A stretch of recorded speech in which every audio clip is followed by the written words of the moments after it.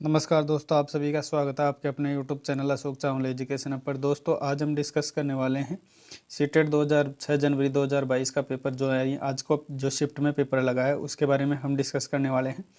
ठीक है, इसमें देखिए पहले तो मैं बात बता देता हूं कि जिन बच्चों के आगे एग्ज़ाम होने वाले हैं उनको एग्ज़ाम के लिए बेस्ट ऑफ लक। लेकिन आप ये बात ज़रूर याद रखें कि आपके एग्ज़ाम चाहे कब भी हो आगे, तो आप ये ध्यान रखें एग्ज़ाम आपके जब भी आगे हों तो आप हमारे साथ जो क्वेश्चन पेपर हैं उसको ज़रूर साझा करें। आपको जितने प्रश्न याद हैं मैंने दोनों बता रखे हैं, आपने टेलीग्राम लिंक भी दे रखा है, वहाँ पे भी आज भेज सकते हो, या फिर हमारे व्हाट्सअप नंबर है वहाँ पे भी आप प्रश्न भेज सकते हैं, ताकि आने वाले जो बच्चों के एग्ज़ाम है उनको अच्छा लगे, उनको सपोर्टेबल रहे, आगे सपोर्ट रहे क्वेश्चनों के माध्यम से।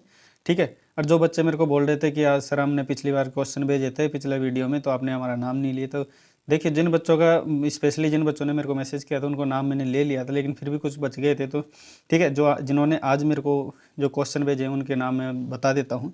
ठीक है, उनमें पहला बच्चा है दिलखुश है, पायल है, लक्ष्मी सिंह है, ठीक है, राधा कुमारी है, वेदांश डामोर है, रमेश बलाई करके है, गोपाल मीणा, परी अग्रवाल, आदर्श शर्मा, हरभजन और लोकेश वर्मा। इन बच्चों ने आज का पेपर हमारे को भेजा है, इनका बहुत बहुत धन्यवाद, दिल से धन्यवाद कहना चाहता हूं जो अपना पेपर हमारे साथ साझा करते हैं, ताकि इससे आगे जो बच्चों का एग्ज़ाम है उनको भी सपोर्टेबल रहे और इनको भी भविष्य में अच्छी उपलब्धियां मिलती रहेगी। ठीक है दोस्तों, ये बच्चे थे जिन्होंने आज हमारे पेपर साझा किया था। जो हम आपके देखिए इन बच्चों ने आज बहुत ही ज़्यादा प्रश्न हमारे को साथ भेजा है, तो आपको इस पेपर में बहुत से प्रश्न देखने को मिलेंगे, ये ध्यान रखना। इस पेपर में हम पूरी डिटेल से बात करेंगे क्योंकि प्रश्नों की संख्या बहुत ज़्यादा देखने को मिलेगी इस पेपर में आपको। तो ठीक है, आपका रिवीजन भी बहुत अच्छा होएगा। अगर आपके एग्ज़ाम 1-2 दिन में है तो इससे संबंधित आपको बहुत सारे प्रश्न आपको ज़रूर देखने को मिलेंगे, जो सेम टू सेम आपको उठ के मिलेंगे सेम। ठीक है, थोड़ा चेंज हो सकता है लेकिन पैटर्न जो था वो आपको बहुत अच्छे से सेम मिलेगा, तो वो ध्यान रखना। तो बहुत ज़्यादा सपोर्टेबल क्लास होने वाली है आज की क्लास। चलो आज की क्लास स्टार्ट करते हैं। पहले देखिए पहला प्रश्न है 67290504, ये जो संख्या है, ठीक है, इसमें 7 का स्थानीय मान बताना। देखिए दोस्तों, मैंने पिछले वीडियो में भी 2-3 बार ये क्वेश्चन रिपीट हो चुका है, तो मैंने पिछले भी वीडियो में बताया था कि ये क्वेश्चन किसी भी प्रकार से आए आपको स्थानीय मान, ये ध्यान रखना है, स्थानीय मान यानी 7 का पूछा है तो 7 अपने यहाँ पे दिख रहा है आपको। ठीक है, तो जहाँ का स्थानीय मान उठा है वहाँ का 7 का उठा लो। उसके बाद ये देखो कितने डिजिट है, ये 2 9 5 0 4, यानी 1 2 3 4 5 डिजिट है, तो 5 0 आप लगा सकते हो। ठीक है, ये हो गया अपना 7 का स्थानीय मान यानी 7 लाख। ठीक है, ऐसे इजी कॉन्सेप्ट है, आपको बस समझने की जरूरत नहीं। अब स्थानीय मान से संबंधित बहुत तरीके से प्रश्न पूछे जाते हैं। एक तो ये तरीका है, अंतर पूछा है स्थानीय मान का, यानी 5 का, तो 5 डिजिट यहाँ पे 2 जगह है। ठीक है, तो दोनों में से जैसे 5 का है तो इसमें 5, इसके डिजिट 4 है। ठीक है, उसके बाद 5 है, दूसरा 5 उसके डिजिट 1 ही है, तो जीरो लगाना है, जितना डिजिट है उतना जीरो लगाना है। तो इसमें अगर अंतर पूछे तो 49,950 का अंतर है दोनों में। तो आपको बस सामान्य ध्यान रखना है, आपको स्थानीय मान निकालना आ जाना चाहिए और उसका किस प्रकार निकाला जाता है वो पता होना चाहिए। बाकी आप किसी भी संख्या का निकाल सकते हो, तो वो ध्यान रखें। ठीक है, वीडियो में अगर कोई बच्चा नया हो तो हमारे चैनल को सब्सक्राइब कर लीजिए, ताकि हम ऐसे ही वीडियो आपको रोज़ दे रहे। इससे ये मैं गारंटी लेता हूँ कि इस क्लास से आपको बहुत ज़्यादा सपोर्टेबल होने वाली ये क्लास आने वाले एग्जाम में आपको बहुत ज़्यादा सपोर्ट करेगी। ठीक है, उसके बाद देखते हैं स्लोथ से जो प्रश्न है वो रेगुलर पूछा जा रहा है। ठीक है, ये स्लोथ एक जानवर है, ये ध्यान रखना, एक जानवर है जिसकी क्वेश्चन मेरे को स्पष्ट रूप से बच्चे ने भेजा था, उसमें फिक्स नहीं बता रखा था कि स्लोथ से आखिर प्रश्न कौन सा पूछा जाए, इसलिए मैंने स्लोथ से जितने भी प्रश्न अभी तक बने हैं वो सभी प्रश्न मैं आपके सामने साझा कर रहा हूँ। जैसे इसकी आयु से संबंधित प्रश्न पूछ रहा है तो वो 40 वर्ष इसकी आयु होती है। ठीक है, सोता कितने घंटे हैं, तो 17 से 18 घंटे, यानी लगभग ज़्यादातर समय इसका सोने में ही जाता है। सबसे आलसी जानवर कहा जाता है, ध्यान रखना। पेड़ों की अगर बात करें तो कितना पेड़ों पर ये अपना जीवन बिता देता है, 7 से 8, यानी एवरेज आप 8 मान के चलो, 8 पेड़ों पर ये पूरा जीवन बिता देता है और उसी पेड़ों पर रहते हुए ये घास फूस खाता है, उसी के रूसी से रहता है, जीता है। ठीक है, ये बात करें सोने की तो उल्टा लटक के सोता है। दिखता कैसे है, तो ये भालू की तरह दिखता है। ठीक है, अगर हम बात करें पेड़ से उतरता कैसे है, तो ये 1 सप्ताह में उतरता है, ध्यान रखना, ये 1 सप्ताह से पहले उतरता नहीं है। ठीक है, अगला प्रश्न की बात करें। ठीक है, ये देखिए, ये थोड़ा मैंने थोड़ा एक्स्ट्रा लिख दिया था, यहाँ पे 3 है और यहाँ पे 4 है। ठीक है, 3/5 है और 4/8 है, इसमें से भिन्न कौन सी है।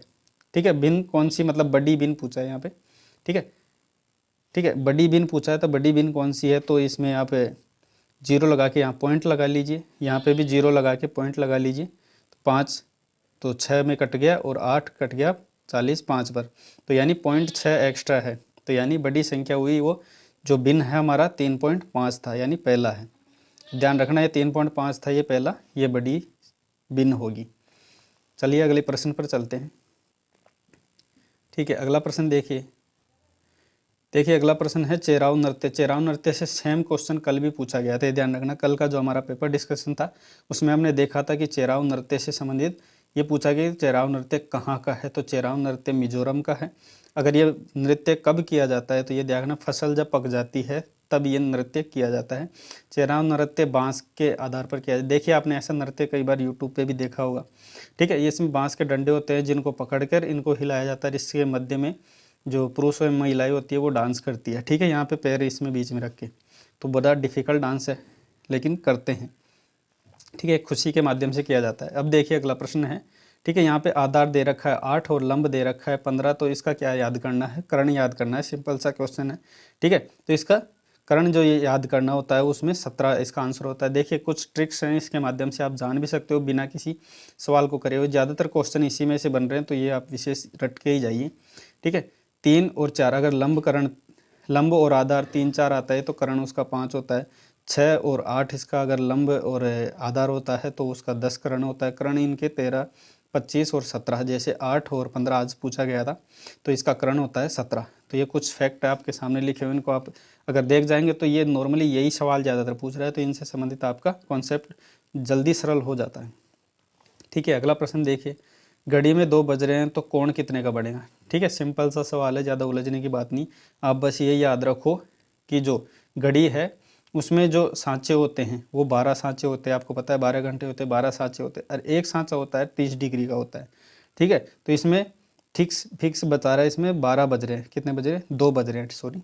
तो इसमें 2 बजा रखे हैं, तो 2 की यहाँ पे रखो, ये बीच का है, ये बज गए अपने 2, यहाँ बजते हैं 3, तो यहाँ पे 1 और 2 यानी 2 सांचे हो गए, तो 30 दूना 60, तो 60 डिग्री का कोण बन गया। सिंपल क्वेश्चन है। अगर आपके देखिए अगर सांचे ज़्यादा छोड़ रहे हैं तो उसके अनुसार देख लीजिए। एक सांचा आप ये याद रखो फिक्स 30 डिग्री का होता है, तो बाकी जितने भी सांचों का गैप है वो आप 30 से गुणा कर लीजिएगा। सिंपल क्वेश्चन है, ज़्यादा उलझने की जरूरत नहीं है। नारियल से, ठीक है, यहाँ पे जो क्वेश्चन पूछा गया था नारियल के साथ ट्रेपियोका का जो पेड़ है, जो ट्रेपियोका जो पौधा है, सॉरी, उसका प्रयोग कहाँ पर किया जाता है। तो देखिए नारियल से संबंधित और ट्रेपियोको से संबंधित दोनों से अगर संबंधित कोई प्रश्न आता है तो आप केरल पे विशेषता जाएंगे। अगर इसका पूछ लेता है कई बार, ठीक है, पुरानी एग्जाम में बहुत ज़्यादा पूछा जाने वाला प्रश्न है कि ट्रेपियोको का दूसरा नाम क्या है, तो वो कसावा है। ठीक है, कसावा इसका अन्य नाम है जो कि ट्रेपियोका का है। ठीक है, महात्मा बुद्ध से एक प्रश्न आया था, हालांकि प्रश्न का थोड़ा स्पष्टीकरण नहीं हो पाया, लेकिन इससे संबंधित जितने भी प्रश्न बन सकते थे वो अभी सभी आपके सामने रखने का प्रयास कर रहा हूँ। देखिए जन्म अगर इसकी बात करें तो लुम्बिनी में हुआ था। ज्ञान इसको कहाँ प्राप्त हुआ था महात्मा बुद्ध जी को, तो वो बोधगया में प्राप्त हुआ। उपदेश इन्होंने जो प्रथम उपदेश दिया, ठीक है, ये ध्यान रखना, ये प्रथम उपदेश दिया तो सारनाथ में दिया। और सर्वाधिक यहाँ पे अगर बात करते हैं सर्वाधिक कहाँ पर दिए थे, तो श्रावस्ती में दिए थे। मृत्यु इनकी कहाँ हुई थी, कुशीनगर में हुई थी। ठीक है, इनके त्रिरत्न से संबंधित और त्रिपिटक से संबंधित प्रश्न ज़्यादातर पूछे जा सकते हैं। तो बुद्ध धम्म संघ ये तो इनके त्रिरत्न हैं, और त्रिपिटक कहे जाते हैं विनय पिटक, सूत पिटक और अभिधम्म पिटक। ठीक है, विनय पिटक में नियमों का बारे में बखान किया गया है, सूत पिटक में उपदेश का, और अभिधम्म पिटक में दर्शन का इसमें उल्लेख किया गया है।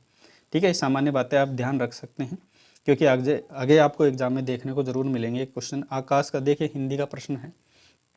इस बार बच्चों ने जैसे कहा था कि प्रश्न थोड़े ज़्यादा रखा करो, तो प्रयास किया है कुछ बच्चों को ज़्यादा कहने की, तो ताकि बच्चों ने क्या है कि स्पेशली आज कुछ ज़्यादा ही प्रश्न भेजे हैं, तो प्रश्नों की आपको कमी होगी नहीं, प्रश्न बहुत ज़्यादा आपको देखने को मिलेंगे इस पेपर में। ठीक है, तो आपका रिवीजन बहुत अच्छा होने वाला है इस आज के दिन में। तो देखिए आकाश का पर्यायवाची पूछा है, तो नभ गगन अंबर, ठीक है, बादल वगैरह, आप कुछ भी आपको जितने याद हो उतने, बाकी क्वेश्चन में आपको आसानी से दिख जाएगा। पेपर इतना हार्ड नहीं आ रहा, आपका इजी टू मॉडरेट चल रहा है अभी तक पेपर। अरब सागर से सटे हुए राज्य, इनके बारे में हमने पहले भी बहुत डिटेल से बात की थी। ठीक है, फिर मैं आपके सामने बता देता हूँ। ठीक है, मैंने पहले भी बताया था कि आप ऐसे जैसे भारत का ये नक्शा इस हिसाब से बनाते हो, तो ए बी के माध्यम से आप डिवाइड कर दो ताकि आप कभी भूले नहीं।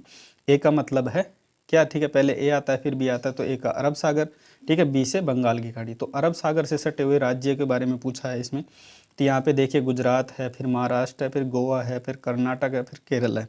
इधर ऐसे 5 राज्य टच करते हैं अरब सागर को। ठीक है। इधर बात करें तो देखिए इधर तमिलनाडु है, आंध्र प्रदेश है, ओडिशा है और पश्चिम बंगाल है। अगर आप रख सकते हो तो इधर श्रीलंका को भी टच में रख सकते हो, बंगाल की खाड़ी।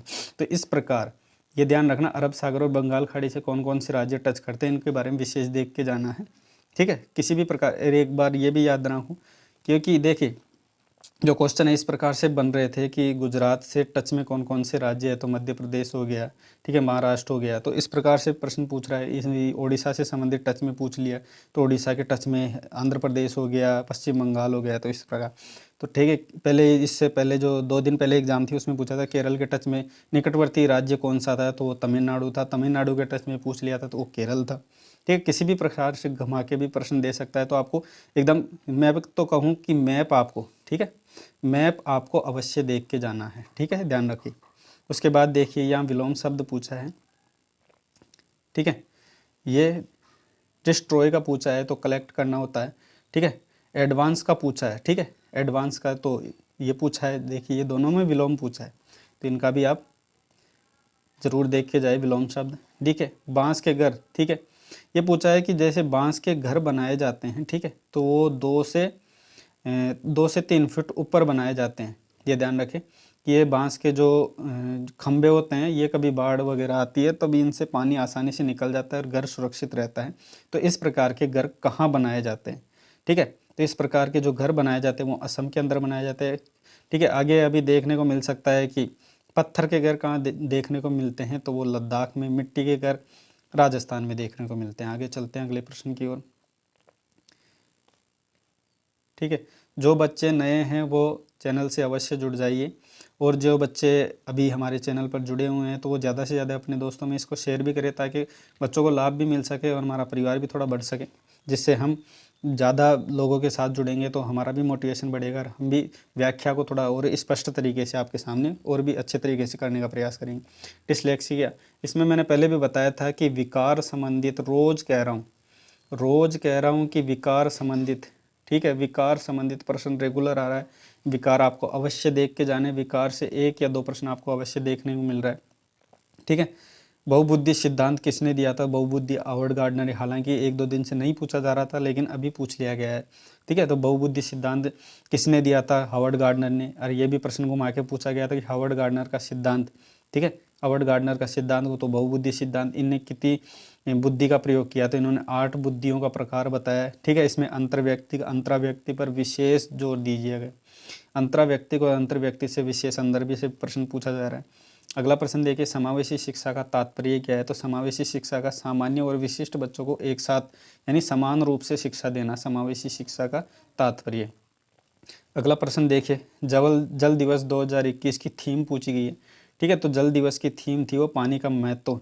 ठीक है, इम्पोर्टेंस ऑफ वाटर। ये क्या है कि जल दिवस 2021 की थीम थी। जल दिवस अगर पूछ ले कि कब मनाया जाता है तो 22 मार्च को मनाया जाता है। ठीक है, इससे पहले जो प्रश्न आ रहे थे वो आ रहे थे पर्यावरण की थीम पर। ठीक है, पर्यावरण की थीम यानी 2021 और 2020 की, दोनों की थीम आपको पता होनी चाहिए। जो 2021 की थी वो थी पारिस्थितिकी की बहाली, और 2020 की जैव विविधता, यानी दोनों पर आप विशेष ध्यान रखिए। ये क्वेश्चन आगे भी पूछ सकते हैं और मैंने पहले भी डिटेल से इनको बता रखा है। ठीक है, और आप ये भी ध्यान रखें पर्यावरण दिवस कब मनाया जाता है? तो 5 जून को मनाया जाता है। तो सभी डिटेल्स आपको पता होनी चाहिए, ताकि ये छोटी मोटी बातें जो पुराने पेपरों में मैंने बहुत अच्छे से डिस्कस कर रखी है, क्योंकि आगे आपको पुराने जो पेपर है वो अवश्य देखने को मिलेंगे। तो इसलिए मैं पहला कह रहा हूँ कि रिपीटेड क्वेश्चन आ रहे हैं, और जितने पेडागोजी क्वेश्चन आ रहे हैं वो सारे अंडरस्टैंडिंग बेस पर आपको बस समझ के उत्तर देना है। 1 से नहीं तो 2 बार आपको पढ़ना है और उनका जवाब देना है, क्योंकि समझ पे आधारित इस बार क्वेश्चन पेपर, जब सीटेट स्टार्ट हुआ था उस समय पहले दिन ही मैंने कह दिया था कि सारे क्वेश्चन आएंगे वो अंडरस्टैंडिंग बेस पर आएंगे। फैक्ट जो क्वेश्चन आते हैं फैक्चुअल, वो बहुत कम पूछे जाएंगे। इस बार जो प्रश्न पूछे हैं अंडरस्टैंडिंग बेस पर पूछे जाएंगे। ठीक है, तो 5 जून हो गया पर्यावरण दिवस। आगे देखते हैं अगला प्रश्न। पूर्व संक्रियात्मक, ये सेम क्वेश्चन कल भी पूछा था। कब पूछा था? ये कल पूछा था, सेम डिट्टो क्वेश्चन कि पूर्व संक्रियात्मक अवस्था किसने दी थी? तो वो जीन पियाजे ने दी थी। ठीक है, जीन पियाजे की अगर हम बात करें तो जीन पियाजे ने 4 अवस्थाएं बताई थी। ठीक है, एक तो संवेदी पेशीय, दूसरी है पूर्व संक्रियात्मक, तीसरी है मूर्त संक्रियात्मक, और चौथी है अमूर्त संक्रियात्मक, या फिर इसे औपचारिक भी कह देते हैं। तो किसी भी प्रकार से प्रश्न पूछ सकता है, तो आप सभी का पता रखें और विशेषता इनकी एज भी ध्यान रखें। संवेदी पेशीय 0 से 2 वर्ष होती है, ठीक है। पूर्व संक्रियात्मक 3 से 7 या 2 से 7 कर सकते हैं। ये 6 से 12 होती है और ये 12 से 18 या 16, किसी भी प्रकार से आप ये देख सकते हो। तो इनका विवरण आप अवश्य देख के जाएं। अगला प्रश्न देखिए, 15/12 प्लस 7/24 को जोड़ना है। इनका मतलब जोड़ करना है। तो ठीक है, इनका अगर अपन लेते हैं इनमें तो 24, इनमें दोनों में बड़ी संख्या है 24 में इस 12 का करते हैं तो 30, 15 दूना 30 और 7 का 7, क्योंकि 24 से 24 हो जाता है क्लियर। उसके बाद 37/24 अपना आंसर आ जाता है। आगे चलते हैं, 1 मिनट।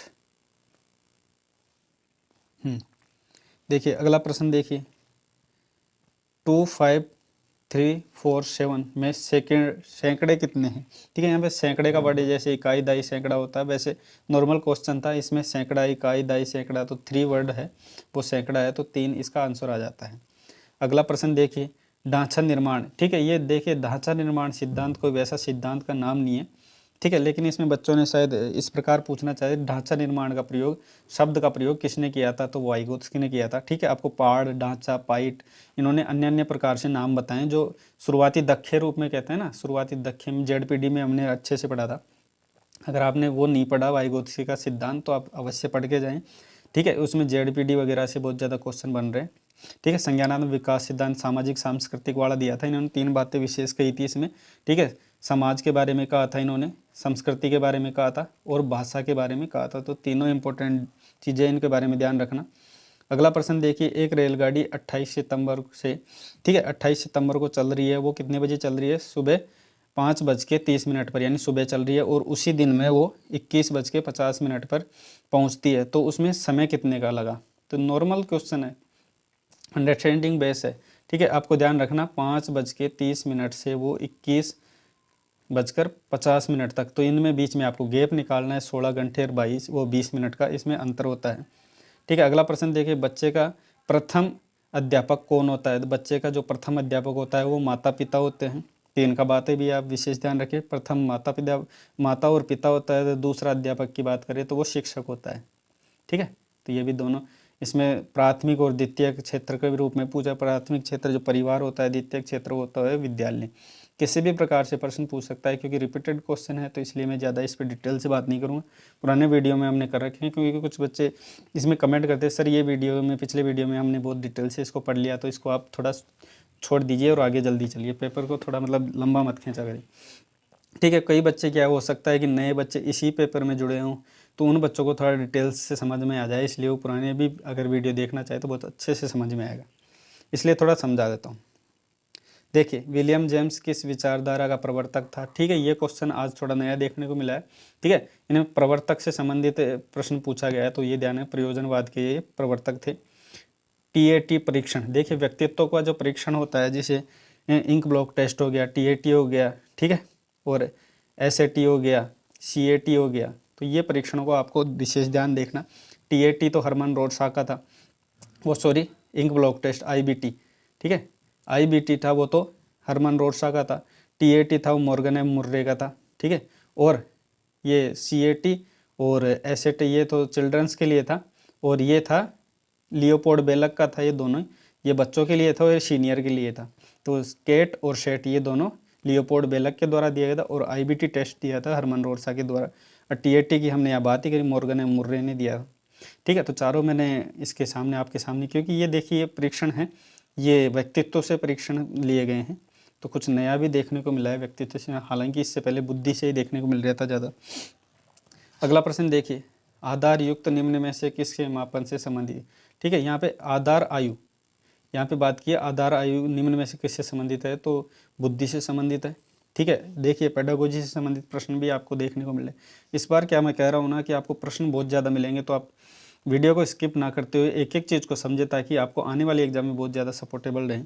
ठीक है, अभिभावक मुलाकात दिवस, यानी अभिभावकों से ज़्यादा मुलाकात किस समय की जाती है बच्चों के अभिभावकों से, तो वो देखिए प्राइमरी समय में, क्योंकि प्राइमरी में क्या है कि बच्चे को नवीन ज्ञान दिया जाता है, तो बच्चों को बहुत कुछ सिखाना होता है, इसलिए अभिभावकों का संयोग भी होना जरूरी है। इसलिए अभिभावकों की बुलाने की जो वो होती है दिवस, उस समय ज़्यादा होते हैं।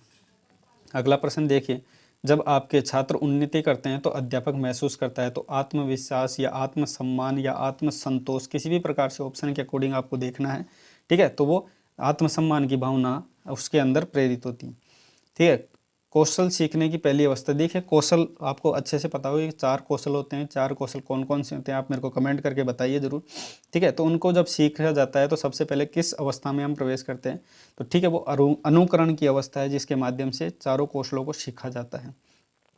अगला प्रश्न देखिए, बाठिया बैटरी परीक्षण किया जाता है, वो कब किया जाता है, तो किस समय किया जाता है, मतलब किस में किया जाता है, तो बुद्धि में किया जाता है। बाठिया बैटरी बुद्धि परीक्षण, ठीक है। वैसे अनेक परीक्षण हुए थे जिनमें देखिए जैसे एक कार्य किए, द्विकार्य किए, बहुत से था, स्पीयरमैन का था, ठीक है, हावर्ड गार्डनर का था, और टर्मन का था, बिने का था। तो ऐसे बहुत से परीक्षण थे जो बुद्धि से संबंधित हैं, इनको आप अवश्य देख के जाएं। किस खाद्य श्रृंखला में शाकाहारी होते हैं, देखिए श्रृंखलाएं जो होती है वो उपभोक्ता वाइज होती है, जैसे प्राथमिक उपभोक्ता, द्वितीय उपभोक्ता, तृतीय उपभोक्ता। वैसे प्राथमिक उपभोक्ता में एकदम शाकाहारी जंतु पाए जाते हैं, ठीक है।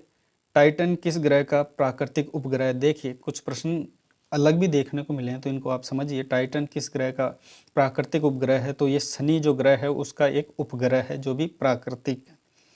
आगे प्रश्न पे चलते हैं, ठीक है। अगला प्रश्न है सुनामी का कारण है, ठीक है। सुनामी का कारण पूछा है, सुनामी जब आती है तो किस कारण की वजह से आती है, तो समुद्र तल में जब हलचल होती है, भूकंप होता है, तो इस कारण होती है। पौधों में जल का अधिग्रहण होता है, ठीक है, पौधों में जल का अधिग्रहण होता है, तो जाइलम नाम के एक वो होता है, उसमें क्या बोलते हैं, उसमें कवक टाइप होता है, वो जाइलम नाम से, उससे ये अधिग्रहण करते हैं पानी, ताकि वो भोजन का निर्माण कर पाते हैं। दक्षिणी गोलार्ध का सबसे लंबा दिन कौन सा है, तो 22 दिसंबर होता है, ठीक है। सबसे छोटा दिन कौन सा होता है वो आप मेरे को कमेंट करके ज़रूर बताइए। बिहू किस राज्य का लोक नृत्य है, ठीक है। बिहू लोक नृत्य कौन से राज्य का है, तो वो असम राज्य का है। ये लोक नृत्य से संबंधित देखिए, हो सकता मैं एक सोच रहा हूँ एक ऐसी क्लास बनाऊँ, जिससे ऐसा वीडियो बनाऊँ जिसमें आपको सारे लोक नृत्य, ठीक है, सारी जनजातियाँ और सारे नेशनल पार्क और आपको विटामिन से संबंधित जितने भी क्वेश्चन रेगुलर बन रहे हैं उन पे आपको थोड़ा डिटेल से ये पढ़ा सकूँ, ताकि आपके कोई भी प्रश्न ये गलत नहीं हो। क्योंकि लोक नृत्य से और एक और बात की कौन सी, चित्रकला से ये 4-5 टॉपिक है जो रेगुलर किसी ना किसी का पूछता ही है। तो वो चीज़ें मैं सोच रहा हूँ एक वीडियो में आपको दूँ, ताकि आपको अच्छे लेवल पे सपोर्ट मिले उस चीज़ों का, ठीक है। तो बिहू नृत्य असम का, आप मेरे को बताइए कि भांगड़ा और घूमर ये कौन सी जगह के नृत्य हैं, कमेंट करके ज़रूर बताइए, ठीक है। देवासुर में समास पूछा है कि देव, सॉरी इधर मैं कर देता हूँ, देव और असुर, ये कौन सा समास हो गया, द्वंद्व, क्योंकि देव होता है देवता, असुर होता है राक्षस, ठीक है। तो ये होगा द्वंद्व समास। प्रत्येक वाक्य की समाप्ति पर कौन सा चिन्ह, जब वाक्य समाप्त हो जाता है तो कौन सा चिन्ह लगाया जाता है, तो वो पूर्ण विराम का चिन्ह लगाया जाता है। ऊंचाई में प्रत्यय पूछा है, ऊंचाई में आई प्रत्यय है, सामान्य प्रश्न है ये तो आपको दिख ही रहे। जो बहुत बोलता है, ठीक है, एकार्थक शब्द है वाचाल। वर्तमान शिक्षण आधारित है, तो करके सीखने पर आदमी, एंड डूइंग बाय लर्निंग, आपने बहुत अच्छे से पढ़ा है। शिक्षण का केंद्र बिंदु है तो वो छात्र है, इसमें कोई दो राय नहीं है। जो विद्यालय परिवार है उसमें कुछ भी होए हमेशा सर्वे सर्वा माना जाता है, वो छात्र होता है। गलती चाहे किसी की भी हो, लेकिन बच्चे को कभी गलत नहीं माना जाता। आप जब भी क्वेश्चन करें तो उसमें ये ध्यान रखिए कि बच्चे सर्वा सर्वा है, बच्चा चाहे वो जो भी कर ले लेकिन गलती उसकी कभी नहीं होती। ये रख के आपको प्रश्न का उत्तर देना है। भेदभाव रहित, ठीक है, भेदभाव रहित शिक्षा किस में होती है, तो समावेशी शिक्षा। मैंने पहली बात की कि इसमें सभी प्रकार के बच्चे, चाहे वो किसी भी जाति, किसी भी धर्म, किसी भी अनुयायी, या फिर वो चाहे विकलांग हो या सामान्य बालक, सभी को समान रूप से शिक्षा देना ही समावेशी शिक्षा कहलाता है। अगला प्रश्न, पाठ्य योजना निर्माण करने में सर्वाधिक लाभ किसका होता है, तो वो शिक्षक का होता है, क्योंकि शिक्षक ही उसका निर्माण करता है, शिक्षक ही उसका वाचन करता है और शिक्षक उसकी व्याख्या करता है। तो शिक्षक को अत्यधिक महत्व होता है। आलस्य का विशेषण पूछा है, तो आलस्य का विशेषण होता है आलसी, ठीक है। अंतरंग का विलोम पूछा है तो बहिरंग होता है, ठीक है। आगे प्रश्न पे बढ़ते हैं, ठीक है, ठीक है। मैं आई होप आपको क्लास बहुत अच्छी लग रही होगी, क्योंकि इस बार आज के क्वेश्चन है, बच्चों ने बहुत ज़्यादा सपोर्ट किया है, बहुत अच्छे क्वेश्चन भेजे हैं, ठीक है। हर बच्चे ने लगभग 10 से प्लस में प्रश्न भेजे हैं मेरे को, तो बहुत सारे मतलब 50 प्लस क्वेश्चन आपको इस वीडियो में आपको देखने को मिल रहे होंगे आज। परिच्छेद में संधि कौन सी है, तो परिच्छेद में, ठीक है, मैं इसमें बता भी देता हूँ, परि और छेद। देखिए यहाँ पे परि और छेद जो है इसका विभाजन होता है, इसमें ये च है, ये इसमें बाद में प्रयुक्त आता है, जैसे आगम हम कहते हैं ना, बाद में आगम होता है, तुकागम, वैसे तो इस प्रकार से आगम किया जाता है।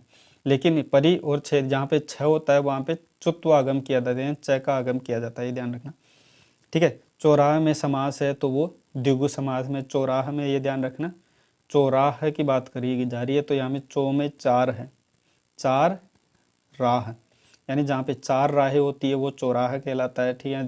यहाँ पे शब्द कौन सा है, पहला संख्यावाची, संख्या होने के कारण द्विगु समास, ठीक है।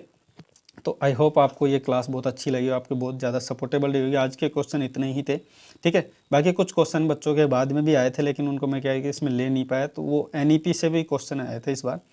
NEP 2020 से पूछा था कि NEP 2020 किस पर बल देती है, और कुछ क्वेश्चन और भी देखने को मिले थे, ठीक है। उनके बारे में क्या है कि अभी डिटेल से अगर हो सके तो मैं रात में एक वीडियो बना के और जितने प्रश्न बचे हैं उनको भी मैं ले लूँगा, ठीक है।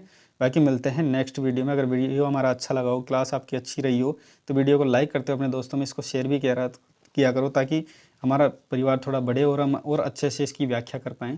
तो दोस्तों मिलते हैं नेक्स्ट वीडियो में। वीडियो देखने के लिए आपका बहुत बहुत धन्यवाद।